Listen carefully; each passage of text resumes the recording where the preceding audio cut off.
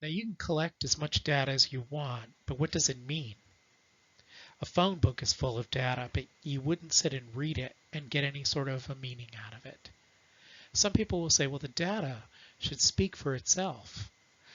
There's some truth in that, but what the data says usually needs some kind of context or interpretation. And that's what a conclusion is. A conclusion is an interpretation of the data, an attempt to find some kind of meaning in the data. There's a couple of kinds of conclusions that you can make. In the first kind, you usually are trying to tie your observations together by proposing some kind of logical underlying cause. Now that's a really tricky thing to do because often by pure chance the data can seem to have some sort of a relationship. See this graph here? Now it does look like the letters in the winning word of the spelling bee correlate with the number of people that are killed by venomous spiders. And that seems to hold up for every year between 1999 and 2009. That's purely by accident. And also the graph is a little bit misleading.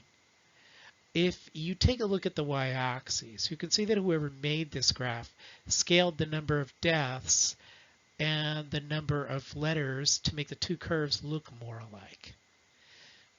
The data is real, but it'd be funny to conclude that the spelling bee ought to pick shorter words in order to keep spider mortalities down the next year. Now, another type of conclusion that you can have is to summarize the data.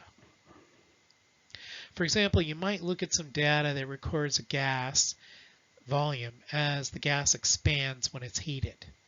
And you could draw a conclusion that the volume is proportional to the temperature in Kelvin. That means every time the Kelvin temperature doubles, the volume doubles. And the data might hold that pattern no matter what the values of the temperature or the volume are.